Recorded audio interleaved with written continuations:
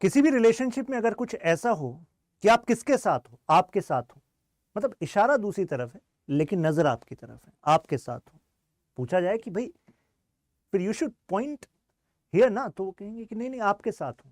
कारण, क्योंकि शायद उस रिलेशनशिप में उनके लिए दोनों जरूरी हो, आप भी और आप भी। कुछ ऐसा ही हो रहा है यूएस के साथ when it comes to managing relationship with China and Taiwan. आपने सुना होगा कि ताइवान को बैकिंग देता आया है यूएस। अगर ताइवान स्ट्रेट के इस साइड रिपब्लिक ऑफ चाइना और उस side people Republic of China, जिसको हम आम भाषा में चाइना कहते हैं, जब मैं रिपब्लिक ऑफ चाइना कहता हूं तो उसका मतलब ताइवान होता है।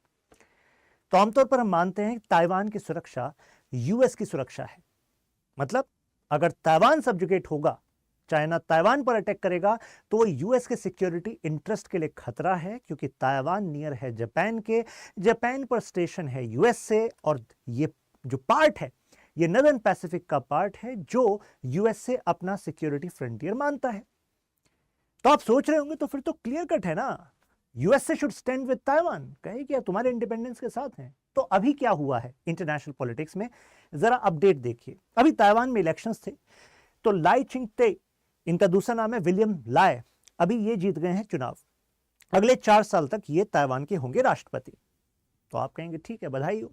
दिक्कत क्या है? दिक्कत ये है कि इनकी पार्टी के मैनिफेस्टो प्लस पार्टी के जो कॉन्स्टिट्यूशन है इनका, उसमें जो एक ऑब्जेक्टिव लिखा है वो लिखा है डे ज्यूरे इंडिपेंडेंस ऑफ ताइवान। मतलब कि एक लीगल इंडिपेंडेंस कराएंगे ताइवान की और नाम को बदल देंगे रिपब्लिक ऑफ चाइना से रिपब्लिक ऑफ ताइवान। तो आप कहेंगे तो अब रिपब्लिक ऑफ चाइना क्यों रख रहे हैं इसको, ताइवान तो अलग देश है ना, why we are saying Republic of China. तो इसके लिए जाना पड़ेगा थोड़ा हमें हिस्ट्री में। 1940s, troublesome time of China. China was going through a part of history where civil war was going on, मतलब गृह युद्ध चल रहा था। तो एक लीडर थे सुन यत सेन, तो उन्होंने देखा कि यार किंग डायनेस्टी का तो डेक्लाइन हो चुका है और अब जो है सिविल वॉर जैसी कंडीशन है। तो चाइना की स्टेबिलिटी तभी आएगी जब एक चाइना रिपब्लिक बनेगा, एक देश बनेगा चाइना। तो अब इस सपने को पूरे करने के 2 तरीके, एक तरफ कम्युनिस्ट तरीका, एक तरफ नेशनलिस्ट तरीका। कम्युनिस्ट तरीके से देश को एक करना, इसके लीडर बने माओ जेडोंग, और नेशनलिस्ट तरीके से एक पार्टी होगी, वो लिबरल जो पॉइंट्स हैं, जैसे कि वेस्टर्न नेशंस में होता है, पार्टीज बाद में चुनाव लड़वाती हैं और नेशनलिस्ट आइडिया पर, और साथ में फिर कैपिटलिस्ट के लिए भी इकोनॉमी को ओपन करेंगे। ऐसे एक स्कोप से, ऐसे मिक्स आइडियोलॉजी से एक कुमिंटांग नामक पार्टी भी इसी सपने को पूरा करने में लगी हुई थी। तो आप कहेंगे दोनों का गोल तो एक है, लेकिन तरीके अलग अलग है ना, आपस में भिड़ गए। तो एक तरफ कम्युनिस्ट पार्टी, एक तरफ कुमिंटांग, दोनों चाइना के हैं, जहां पर आज चाइना वहीं पर दोनों में लड़ाई चल रही है। फाइनली जीत जाता है चाइनीज कम्युनिस्ट पार्टी, जिसके लीडर माओ जेडोंग। तो माओ जेडोंग अब स्थापित कर देते हैं पीपल रिपब्लिक ऑफ चाइना, जिसको हम और आप आम भाषा में कहते हैं चाइना। आप कहेंगे फिर कुमिंटांग का क्या हुआ? कुमिंटांग को हरा के पीछे भेज दिया और सीमित कर दिया फॉर्मोसा आइलैंड पर, और इसी फॉर्मोसा आइलैंड को हम आज क्या कहते हैं? ताइवान कहते हैं, राइट? तो वो है ताइवान। अब लेकिन कुमिंटांग जब यहां सीमित हो गई तो कहते हैं ना, जान जाए लेकिन अकड़ ना जाए। तो कुमिंटांग ने क्या कहा? हम है रिपब्लिक ऑफ चाइना। इनसे पूछा गया मतलब, कह रहे हैं ये जो छोटा सा ताइवान है, राइट, ये जो छोटा सा ताइवान है और ये जो रिपब्लिक, ये जो चाइना है, ये एक्चुअली पूरा ही रिपब्लिक ऑफ चाइना है। तो कुमिंटांग का कहना था, जिसको शॉर्ट में हम केएमटी कहते थे, कि भाई ये और ये पूरा का पूरा रिपब्लिक ऑफ चाइना है जी, और इस पर हमारा ही क्लेम है। इनसे पूछा जाए तुम्हारा क्लेम कैसे है भाई, यहां तो चाइनीज कम्युनिस्ट पार्टी आ गई, आंखें खोलो, हकीकत में आ जाओ, यहां ये पीपल रिपब्लिक ऑफ चाइना स्थापित हो गया, या तो इनसे टक्कर लो, लेकिन तुमने देश यहां पर अपना आप सीमित बना लिया, अब यहां पर तुम अपने देश की सरकार चला रहे हो। तो इनका कहना था ये पूरा ही रिपब्लिक ऑफ चाइना और हम ही हैं असली हकदार, आगे एक समय आएगा जब पूरे पर हम ही आ जाएंगे।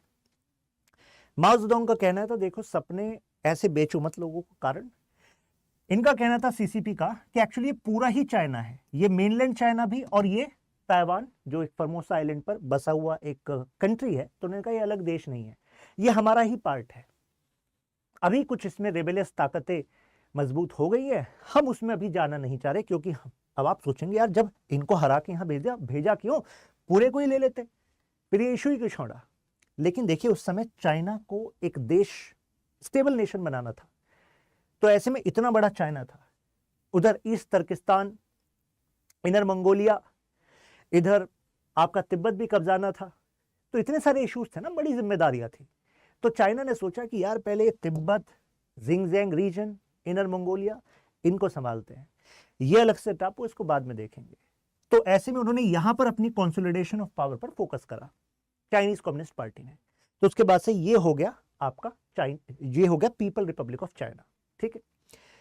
तो अब इसके बाद रिलेशनशिप कैसे चले यूएस के, क्योंकि यूएस का ही तो बयान आया, बाइडेन का बयान आया कि भाई हम इंडिपेंडेंस को सपोर्ट नहीं करें, तो मतलब क्या है इसका। तो एक्चुअली अब जैसे 1945 ऑनवर्ड्स ले लीजिए, 1979 तक जो रिलेशनशिप थी उसमें USA was pro ROC, Republic of China, यानी कि ताइवान का सपोर्ट करता रहा। ऑफिशियल रिलेशनशिप भी मैनेज करेंगे जी हम ताइवान के साथ रखेंगे। लेकिन 1979 में एक बदलाव आ गया। इस बदलाव का कारण क्या था, इसके पीछे भी एक कहानी है। 1970s में ये कहानी एक्चुअली अपना शेप लेने लगी थी, क्योंकि समय था कोल्ड वॉर का। एक तरफ यूएसए, एक तरफ यूएसएसआर, दोनों आपस में communist bloc versus capitalist block. अब मुझे बताओ, अगर आप के अपोनेंट कोई पार्टी है तो आप उसके साथी को अपनी तरफ लेना चाहोगे कि नहीं चाहोगे? आप कहोगे सर बिल्कुल चाहेंगे। तो यूएसए भी ऐसा ही चाह रहा था जैसा आप चाहते हो। तो यूएसए ने सोचा यार ये चाइनीज, ये जो कम्युनिस्ट है यूएसएसआर, इसका साथी है कम्युनिस्ट चाइना, इसको अपने पाले में ले लेते हैं। मुझे बताओ, अपने दुश्मन के साथी को अपने पाले में लेने के लिए क्या करोगे? आप कहोगे घूस देंगे। ऐसे नहीं होता, आपको दूसरे की जरूरत समझनी पड़ेगी, जिसको अपने पास लाना है, फिर उसको वही चीज देनी पड़ेगी।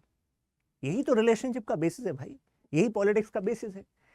तो उसकी नीड क्या थी देखी गई। यार चाइना में जो इनका फ्यूडल सिस्टम है, फार्मिंग एटसेट्रा वीक है, गरीबी बहुत ज्यादा है, और कम्युनिस्ट रूल तभी लंबे समय तक टिक सकता है जब वो अपने लोगों को इकोनॉमिकली जो वेलबींग प्रोवाइड कर दे। तो उसके लिए तो उसको जो है इन्वेस्टमेंट की जरूरत है, टेक्नोलॉजी की जरूरत है, जो अभी चाइना के पास नहीं है। और मजे की बात, चाइना और यूएसएसआर में भी रिलेशनशिप अच्छे नहीं चल रहे थे, तो ये तो बेस्ट मौका हो गया यूएसए के साथ। तो यूएसए ने कहा यही मौका है, यानी कि ताकतें चाहती हैं कि चाइना हमारे पास आ जाए। तो ऐसे में निक्सन की विजिट होती है, वहां पर बेस बन जाता है कि अब चाइना और यूएसए में रिलेशनशिप मजबूत हो जाएंगे। अब आप सोचो, चाइना और यूएसए में अगर रिलेशनशिप मजबूत हो रहे हैं तो ताइवान को टेंशन होगी कि नहीं होगी? होगी, क्योंकि अभी तक तो तुम ताइवान को सपोर्ट करते आए हो। अब चाइना में निक्सन की विजिट हो रही है। जिमी कार्टर जो अनदर यूएस प्रेसिडेंट हैं, उनके समय में अब चीजें और बदल गई। अलग से ताइवान रिलेशनशिप एक्ट आया, लेकिन साथ साथ में जो यूएस का ताइवान को डिफेंस एश्योरिटी का वादा था, मतलब डिफेंस एश्योरिटी का के लिए जो उन्होंने अलग से एक्ट लाया हुआ था, वो उन्होंने रिवाइज कर दिया। यानी कि इससे पहले सीधी बात उन्होंने कही हुई थी कि यार ताइवान, ऊपर जापान और इधर यूएसए, तो जापान और ताइवान दोनों की सिक्योरिटी हमारे लिए जरूरी है, तो हम यहां पर फॉरवर्ड पॉलिसी रखेंगे। तो एक तरीके से अगर आप पर अटैक हुआ तो हम आपके पीछे खड़े हैं, टेंशन वाली बात है नहीं। लेकिन अब 1979 और 80 में क्या बदलाव हो रहा है रिलेशनशिप में? ताइवान को कहा जा रहा है देखो हम तुम्हारे साथ हैं तो सही, देखो ताइवान रिलेशन एक्ट है ना, है तो सही, आपके दोस्ती तो बनी रहेगी, लेकिन क्योंकि हमें चाइना के साथ भी दोस्ती करनी है, और चाइना हमें इतनी बड़ी एक अपॉर्चुनिटी भी दे रहा है कि एक तो कम्युनिस्ट ब्लॉक को वीक करो, दूसरा अपनी इकोनॉमी में चीप लेबर और negligent environmental laws, right, labour laws छोड़ दो, मतलब प्रॉफिट ही प्रॉफिट होगा। चीप मैन्युफैक्चरिंग बेस प्रोवाइड कर रहा है आपको, बड़ी बड़ी ज़मीनें, रिसोर्सेज, लेबर, क्या दिक्कत है? और लोकेशन ऐसी कि पूरी जो आपकी एशिया है आसानी से आप ट्रेड कर सकते हो, तो प्रॉफिट है हमारी कंपनी के लिए। तो चाइना के साथ रिलेशनशिप बैलेंस करनी पड़ेगी। चाइना ने कहा कि यार एक शर्त है। शर्त क्या है?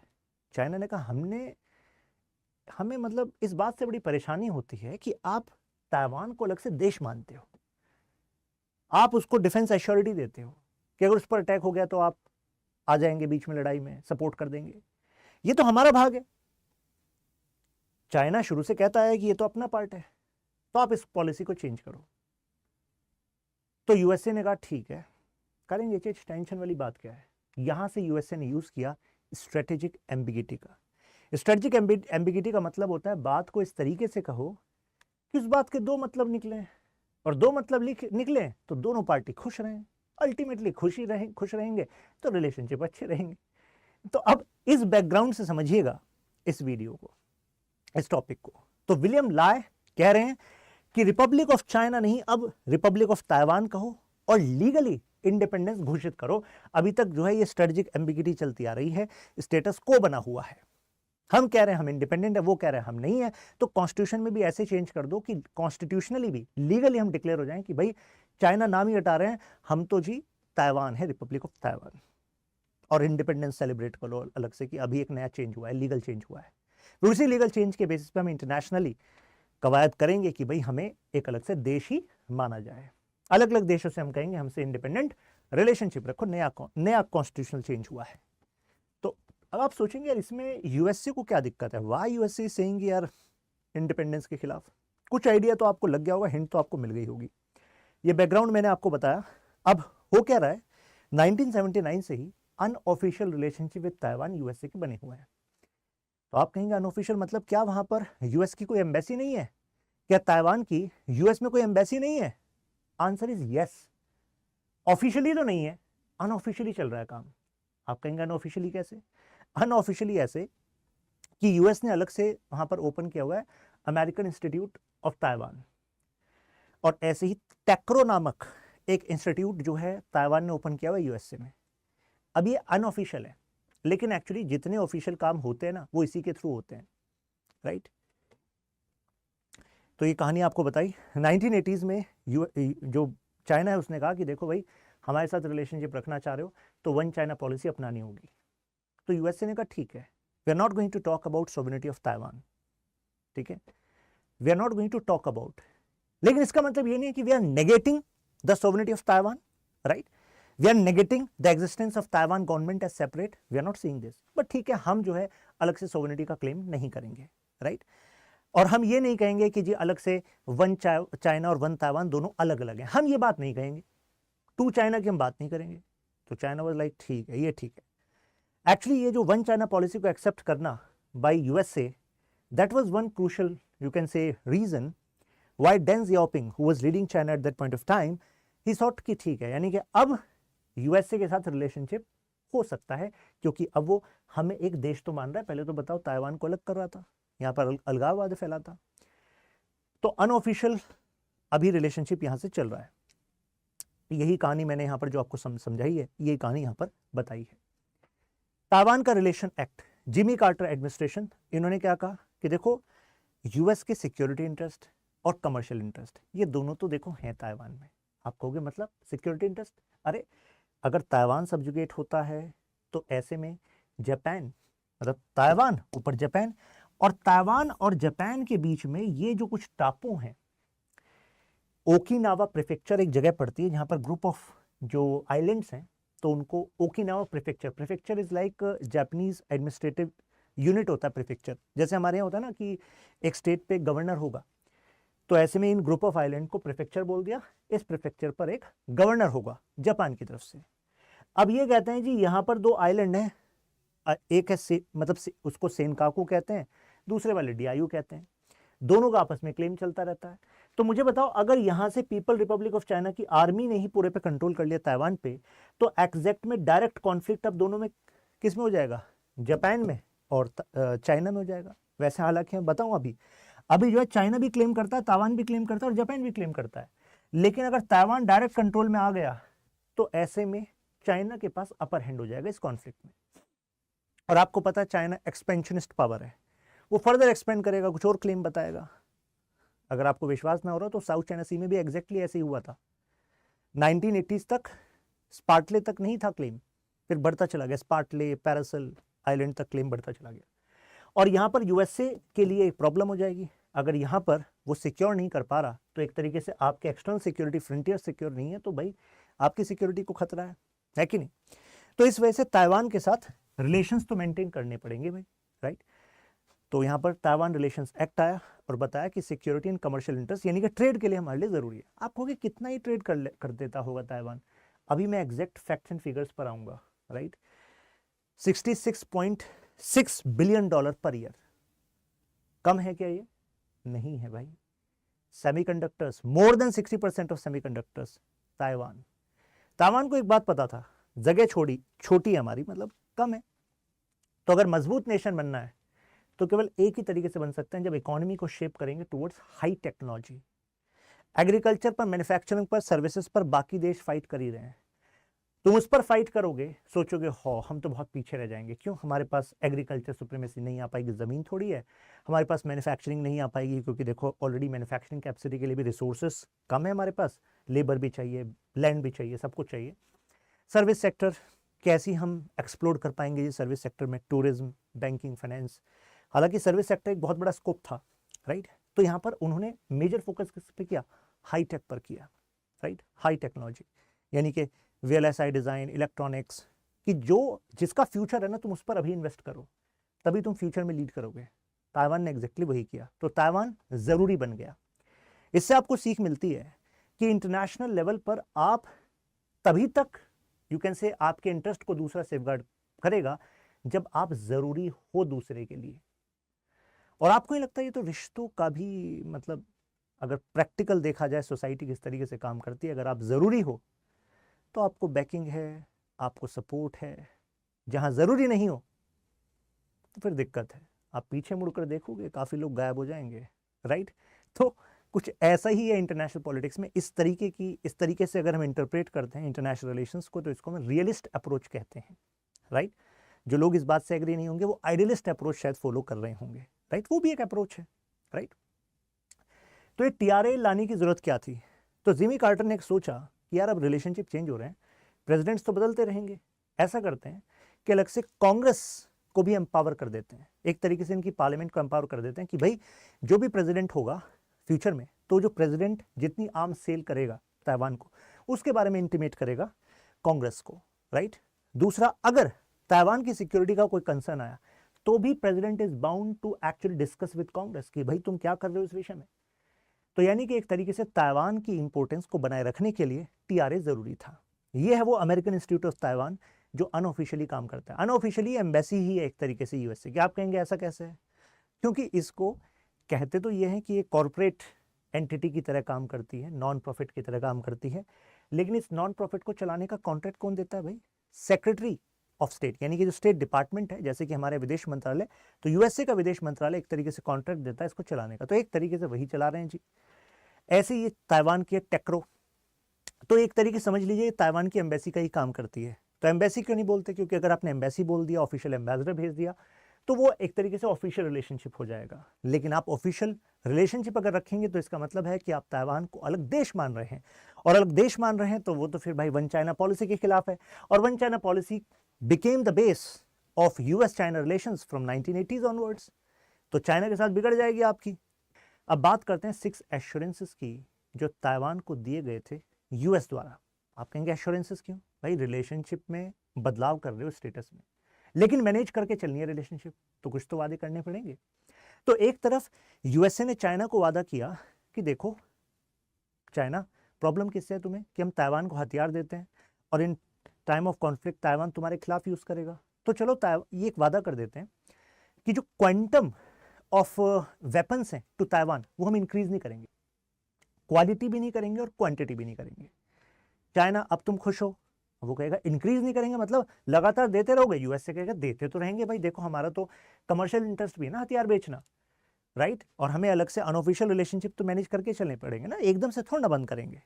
तो चाइना वाज सेइंग कि यार ये तो गलत है, तो हमने कहा सुन तो लो, पूरी एश्योरेंस तो समझ लो। 2 एश्योरेंस है इसमें, चाइना के लिए एश्योरेंस, फिर 6 एश्योरेंस वो ताइवान के लिए। चाइना को फिर क्या कहा, देखो हम ये कह रहे हैं इससे ज्यादा बढ़ाएंगे नहीं, ये थोड़ा ना कहा है हमने कम नहीं करेंगे, कम तो कर सकते हैं, और ग्रेजुअली हम कम करते रहेंगे, और पता कब तक, जब तक कि चाइना और ताइवान का आपसी मसला सुलझता नहीं है। जैसे आप आपस के मसले को सुलझा लोगे कोई दिक्कत ही नहीं है। और आपको पता है वन चाइना पॉलिसी, हम तो ताइवान को अलग बोल ही नहीं रहे, तो एक तरीके से चाइना के साथ रिलेशनशिप को बनाने के लिए ये वादे किए गए थे, राइट। अब इसमें जब रीगन आए तो रीगन ने, जो वहां पर अमेरिकन इंस्टीट्यूट था ना ताइवान का, AIT जो काम करता है बेसिकली इन ऑफिशियल एम्बेसी, तो रीगन ने कहा कि जो मेरे 6 एश्योरेंस है जरा कृपया करके ताइवान को भी बता दो, जिससे रिलेशनशिप में कोई कंफ्यूजन ना हो, शुड बी यू कैन से कम्युनिकेटेड इफेक्टिवली। तो ये 6 एश्योरेंस इन्होंने ताइवान को दिए। ताइवान को अब बताया कि देखो हमने यही तो कहा है कि भाई हथियार बढ़ाएंगे नहीं, राइट, यही तो कहा है कि ग्रेजुअली कम हो जाएंगे जब आपस में रेजोल्यूशन हो जाएगा। ताइवान वाज लाइक कि मतलब तुम तो मतलब हमें मर्ज कराने के पीछे हो। यूएसए ने कहा नहीं नहीं ऐसा नहीं, बात को समझो। उन्होंने कहा कि हमने कोई एंड डेट दी है क्या कि आर्म्स की सेल कब बंद होगी? जब एंड डेट हमने दी नहीं तो यानी कि ये तो स्टेटस को एज इट इज चलता रहेगा।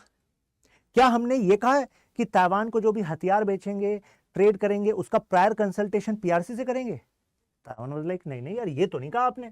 तो इसका मतलब क्या है कि हम पीआरसी को कहां पूछेंगे, पीपल रिपब्लिक ऑफ चाइना को कहां पूछेंगे? जब तुम्हारे साथ ट्रेड करेंगे तुम्हें हथियार देंगे, नहीं पूछेंगे उन्हें। तो खुश हो? तो इट वाज लाइक कि नहीं नहीं अभी खुश नहीं हो, तुमने यार आगे रेजोल्यूशन की बात की है। उन्होंने कहा कि नहीं देखो हम कोई मीडिएशन नहीं करने वाले। अगर तुम्हें लग रहा हो कि यूएस से बीच में आएगा और ताइवान को मर्ज करा देगा, नहीं, हम वादा करते हैं कोई मीडिएशन का रोल हम नहीं करेंगे पीआरसी और रिपब्लिक ऑफ चाइना के बीच में। और कोई भी जो ताइवान रिलेशंस एक्ट है इसको हम जो एक्ट बनाया इसको रिवाइज नहीं करेंगे। क्योंकि ताइवान वाज लाइक यार तुमने डिफेंस वाला एक्ट, एश्योरिटी वाला एक्ट रिवाइज कर दिया था, तुम तो यार ये भी बदल दोगे कल को। ताइवान को कहा गया नहीं नहीं इसको नहीं बदलेंगे हम, टेंशन मत लो, राइट। और जो हमारी पोजीशन है वो भी ऑल्टर नहीं होगी ओवर सोवरेनिटी ऑफ ताइवान, क्योंकि हमने ये नहीं कहा कि पीपल रिपब्लिक ऑफ चाइना की ही सोवरेनिटी ताइवान तक एक्सटेंड करती है, हमने ये ऑफिशियली नहीं कहा, इसमें एम्बिगिटी है तो हम ये भी नहीं कहेंगे, राइट। हम प्रेशर भी नहीं आप पर डालेंगे कि आप चाइना के साथ रेजोल्यूशन कर लो, चाइना में मर्ज हो जाओ। अब तो खुश हो, एश्योरिटी दे दी, तो एक तरीके से स्टेटस को बनाकर रखो, हमारे भी रिलेशन उनके साथ चलते रहेंगे, तुम्हारे साथ भी चलते रहेंगे। ये म्यूचुअल डिफेंस ट्रीटी जो है इन्होंने बंद कर दी थी, इसी के लिए प्रॉब्लम थी ताइवान को, क्योंकि इसके तहत तो ये था कि भाई अगर अटैक हुआ तो एड एंड मिलिट्री सपोर्ट हम आपको देंगे देंगे। लेकिन अब ये नहीं है, इस बात को ध्यान रखना, म्यूचुअल डिफेंस ट्रीटी नहीं है, क्योंकि 1 जनवरी 1980 को खत्म कर दी गई थी। यानी कि अब यूएसए 100% जिम्मेदारी नहीं लेता। अगर कल को चाइना ने ताइवान पर अटैक कर दिया तो लीगली बाउंड नहीं है यूएसए कि अपनी फौज को भेजे वहां पर ताइवान के लिए, समझ रहे हैं? तो आप कहेंगे फिर क्या होगा सर? फिर वही होगा जिस तरीके से सपोर्ट यूक्रेन को दिया था, हथियार पहुंचते रहेंगे, इकोनॉमिक पैकेज देंगे, फिर कुछ टाइम बाद कह सकते हैं यार इकोनॉमिक पैकेज यार ये पास नहीं हो पा रहा कांग्रेस से, राइट।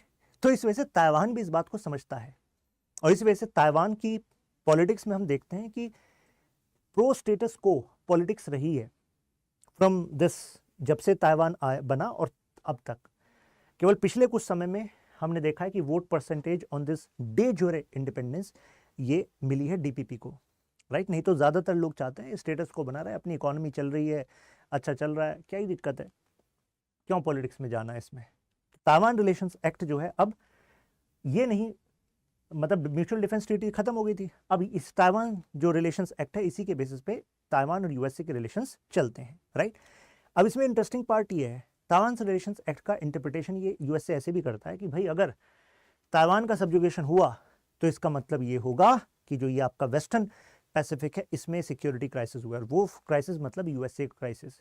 तो इस बेसिस पे यूएसए जो है ताइवान को सपोर्ट करता है। बात समझ में आ रही है?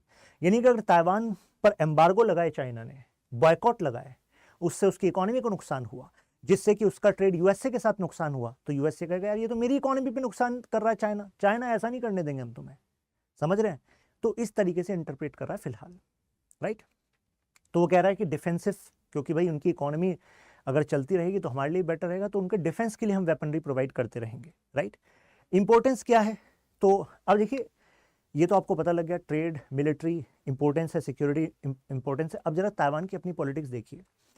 1987 तक यहाँ पर मार्शल लॉ ही चल रहा था, यानी कि कोई लिबरल डेमोक्रेसी यहाँ स्टैब्लिश नहीं हो पाई थी, राइट। 1996 में डेमोक्रेटिक प्रेसिडेंशियल इलेक्शंस सक्सेसफुल हुए, और उसके बाद से लेकिन ताइवान ने काफ़ी तरक्की करी है, human rights, rule of law, economy, हर एक एरिया में अच्छा डेवलपमेंट किया, तभी $66.6 बिलियन का ट्रेड है, राइट। ताइवान जो है वाइटल पार्टनर माना जाता है यूएसए का इन दिस पैसिफिक रीजन, और अपने आप में इसकी जो इसके स्ट्रॉन्ग इंस्टीट्यूशंस है, स्ट्रॉन्ग इंस्टीट्यूशंस का मतलब है कि इसकी इकोनॉमी, इसके पॉलिटिकल इंस्टीट्यूशंस रिप्रेजेंट करते हैं स्टेबिलिटी इन दिस रीजन, अपने आप में रोल मॉडल की तरह है बाकी नेशंस के लिए। लेकिन आप सोचेंगे फिर भाई अपोज क्यों कर रहे हो इसका, इंडिपेंडेंस का? तो देखिए इंडिपेंडेंस का अपोज टेक्निकल है, क्यों? क्योंकि ये जो पार्टी है के जो लीडर हैं अभी पावर में आए हैं, ये कह रहे हैं डे जोरे ताइवानीज इंडिपेंडेंस। तो इनके ओरिजिनल पार्टी चार्टर में ही ये लिखा हुआ था कि हम इंडिपेंडेंस क्लॉज लाएंगे जिससे हम रिपब्लिक ऑफ चाइना का नाम चेंज करके हम करेंगे रिपब्लिक ऑफ ताइवान। और जो कुमिंटांग है, जिसकी वजह से फिर ये ताइवान बना था, जो पहले पूरे चाइना की लड़ रही थी, कहानी में आई थी ना, शुरुआत में बताया था आपको, ये कहते हैं कि यार उसने कुछ नहीं किया, they have actually made our country as legally you can say dominion, मान लीजिए कि एक तरीके से रिपब्लिक ऑफ चाइना नाम को ही आप कंटिन्यू कर पा रहे हो, तो एक हिस्टोरिकल लीगल हम डोमिनियन में ही जी रहे हैं, हमें चाहिए इंडिपेंडेंस, तो लीगल इंडिपेंडेंस। तो मैं आपको बताऊं, वैसे तो ये कंट्री अपने आप चल रही है, यहां पर चाइना को कोई दखल नहीं है, राइट। हांगकांग का मामला अलग है, ताइवान का मामला अलग है। हांगकांग में दखल है चाइना का, ताइवान में दखल नहीं है। तो अगर हकीकत में देखा जाए तो ताइवान इंडिपेंडेंट नेशन की तरह ही काम कर रहा है, लेकिन इन्हें है कि नहीं, डे जोर इंडिपेंडेंस करना है, कॉन्स्टिट्यूशनली लीगली चेंज करेंगे और कहेंगे जी हम पूरी तरह आज़ाद हैं रिपब्लिक ऑफ चाइना को छोड़ के, रिपब्लिक ऑफ ताइवान।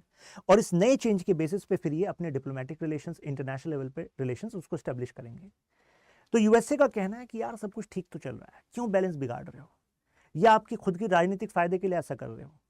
डीपीपी को हराना है, कुमिंटांग को, नेशनलिज्म को जगाना है, जनता को कह रहे हो कि हम ये टेक्निकल चेंज कर देंगे, क्या हो जाएगा। तो यूएसए कह रहा है कुछ नहीं होगा, नुकसान होगा इससे। यूएसए कह रहा है अगर तुम ऐसा करोगे, उधर चाइना को लगेगा कि भाई यूएसए सपोर्ट कर रहा है इस टेक्निकल चेंज के लिए, कॉन्स्टिट्यूशनल चेंज के लिए, और इससे जो है चाइना की पकड़ कम हो रही है। चाइना इसको लेकर फिर तुम पर एक्शन ले लेगा, तुम पर एक्शन लेगा, पूरे रीजन में इंस्टेबिलिटी हो जाएगी, तो शांति से रह लो एक तरीके से। तो इमीडिएट अगर आप ऐसा करोगे तो ये ताइवानीज पॉलिटिक्स का मामला है, और मेजोरिटी ऑफ ताइवानीज ऐसा चाहते भी नहीं रहे हैं, right. There was no major support, क्योंकि मेजर ताइवानीज चाहती है कि यार वॉर में जाने से अच्छा है अपनी इकोनॉमी चलती रहे, राइट, अपनी सोसाइटी ग्रो होती रहे। तो यूएसए और चाइना दोनों को फायदा हुआ इससे, स्टेटस को से, क्योंकि 1980s में जो रिलेशनशिप में चेंज आया, यूएसए ने एश्योरिटी दे दी, चाइना को भी एश्योरिटी दी ना, तो एक तरीके से दोनों ने वॉर में एंगेज ना होकर के अपनी इकोनॉमी को डेवलप किया। तो ताइवानीज आज भी ये मानते हैं कि भाई अपनी इकोनॉमी और सोसाइटी के प्रोस्पेरिटी पर डेवलपमेंट पर फोकस करें, rather than on this technical change. और रही बात रेजोल्यूशन की, स्टेटस चेंज की, तो जैसे जैसे ताइवान का स्टेटस बढ़ेगा, डिप्लोमेटिक रिलेशंस को ग्रेजुअली बढ़ाया जाए, सपोर्ट को बढ़ाया जाए, तो उसके बाद लेटर स्टेज पे देखा जा सकता है कि चलो इस टेक्निकल चेंज को करें, but this is not the right time that DPP is doing, right. तो ये कह रहे हैं कि इस लेजिस्लेटिव सक्सेस, ये सक्सेस नहीं होगा, फेलियर हो सकता है। ये बात सेम जो पेंग मिन हुए हैं, जिनको गॉडफादर कहा जाता है ताइवानीज इंडिपेंडेंस का, ये कहते हैं भाई साहब ये डी जोरे जो इंडिपेंडेंस है जिसकी बात ये डीपीपी इनकी पार्टी कर रही है, इलेक्टोरल पॉइजन की तरह होगा, राइट, इससे नुकसान ही होगा अल्टीमेटली। अब अदर पार्टीज का भी क्या कहना है, उनका कहना है कि जो मैंने आपको अभी बात बताई कि ताइवान फंक्शनली तो इंडिपेंडेंट है ही, जैसे इससे पहले जो प्रेसिडेंट थे उनका भी कहना है कि लीगली फंक्शनली हम इंडिपेंडेंट ही हैं। कौन सा हम बीजिंग से सुन रहे हैं, या बीजिंग हमारे कानून में कोई बनाने में हेल्प कर रहा है, दखल कर रहा है, मिलिट्री डिसीजन में कोई हेल्प कर रहा है, दखल कर रहा है, ऐसा कुछ भी नहीं है। तो legally functionally Taiwan is independent, so there is no need to do this, right. अगर आप ऐसा करते हो तो ये हैं जो न्यू प्रेसिडेंट है, ये हैं ओल्ड। तो न्यू प्रेसिडेंट अगर ऐसा करते हैं तो it can create ruckus in this region, ये ताइवान, ये China, it can create ruckus in this region, ये मैं आपको बता रहा था, राइट। 60% ऑफ ताइवानीज स्टार्टिंग से ऐसा स्टेटस को ही मेंटेन करके रखना चाहते हैं। तो अब यूएसए भी चाहता है कि ये जो अभी तक का एक्सेप्टेबल अरेंजमेंट है वो एक्सेप्टेबल अरेंजमेंट ही चलता रहे। तो यूएसए इस वजह से ऐसे फैसले के लिए क्रिटिकल है, क्योंकि अगर यूएसए नहीं इसको अपोज करेगा तो चाइना और यूएसए में अभी हम कुछ समय से एक रेप्रोचमेंट देख रहे हैं with regard to solution to the Middle crisis, because China is having good relations with Iran, तो Iran is problematic for USA. तो अभी जो एपेक की समिट थी यूएसए में, उसके साइडलाइन पर बाइडेन मिले थे शी जिनपिंग से, तो शी जिनपिंग और वैंग ही जो उनके फॉरेन मिनिस्टर हैं उनसे कहा कि भाई you should talk to Iran that this conflict of Israel Hamas should not escalate to a full fledge war. तो चाइना वाज लाइक ठीक है हम बात करेंगे। तो अगर यहाँ पर ताइवान ऐसा करता है जिससे यूएसए और चाइना के रिलेशनशिप खराब होते हैं, तो इससे मिडिल ईस्टर्न पॉलिटिक्स पे भी इम्पैक्ट पड़ सकता है, and that is why USA is having this stand, ठीक है, कि भाई हम वो जो अपना जो स्टैंड है उसी को मेंटेन रखते हैं, ठीक है, आपको जो सपोर्ट है डिफेंस का वो करते रहेंगे, लेकिन डिवाइडेड चाइनीज टेरिटरी अगर हम इसका स्टैंड लेंगे तो गलत हो जाएगा। ऐसे ही इससे पहले जॉर्ज डब्ल्यू बुश भी शो कर चुके हैं। तो जॉर्ज डब्ल्यू बुश ने, ताइवानीज प्रेसिडेंट थे, चेन शुई बयान, तो उनको कहा था कि यार ये जो पॉपुलर इंडिपेंडेंस रेफरेंडम तुम करा रहे हो ना, इसको मत कराओ, हमारा सपोर्ट चाहते हो, उनका सपोर्ट चाहते हैं, तो ये पॉपुलर इंडिपेंडेंस रेफरेंडम मत कराओ, ये स्टेटस को बिगड़ जाएगा। तो कंक्लूजन के तौर पर हम कह सकते हैं कि जो विलियम ला, ये जो अभी नए प्रेसिडेंट आए हैं 4 साल के लिए, तो अब चाइनीज़ कम्युनिस्ट पार्टी इनको हमेशा की तरह जो भी यहाँ पर प्रेसिडेंट आता है तो वो सेपरेटिस्ट और अलगाववादी बेसिकली ऐसे ऐसे टर्म्स यूज़ करती हैं, उनको डेमोनाइज करती हैं कि यार ये तो चाइना को तोड़ रहे हैं, चाइना की स्पिरिट को तोड़ रहे हैं। वैसा इनके खिलाफ भी होगा ही होगा। ताइवान को कंटिन्यूड बाइडेन सपोर्ट चाहिए होगा, तो ऐसे में ताइवान को भी टेक्निकल मतलब यू कैन से उसी टैक्टिकल अप्रोच से चलना पड़ेगा जिससे वो अभी तक चलते आए हैं। This is not the right time to engage in this technical change for mere domestic political gain, मतलब अपनी राजनीतिक फायदे के लिए ऐसा मेजर चेंज नहीं कर सकते, क्योंकि इस समय यूएसए क्या कर रहा है, यूएसए भी एक बाम सपोर्ट चाहता है ऑफ चाइना, राइट। तो this is the conclusion you can से, राइट, क्योंकि अगर ये कॉन्फ्लिक्ट एस्केलेट होता है तो जिसकी कॉस्ट है that would be quite high for USA as well, समझ रहे हैं। तभी यूएसए कह रहा है कि नहीं भाई, ये आपकी जो इंडिपेंडेंस वाली बात है इस पर हम आपसे सहमत नहीं हैं। क्वेश्चन देखिए, discuss the issue of sovereignty across Taiwan state and how does it impact US China relations. तो आपको नहीं लगता कि अभी आपको ये पूरा इशू समझ में आ गया है, राइट, कि एक्चुअली इशू क्या है। ताइवान स्ट्रेट के अलोंग मतलब क्या है, रिपब्लिक ऑफ चाइना और पीपल रिपब्लिक ऑफ चाइना। तो ताइवान चाइना का इशू पूछ रहा है फर्स्ट पार्ट में, और ये कैसे यूएस चाइना रिलेशंस को इंपैक्ट करता है, तो बता दोगे ना आप। डिफेंस, टीआरए, बता दिया आपको सब कुछ।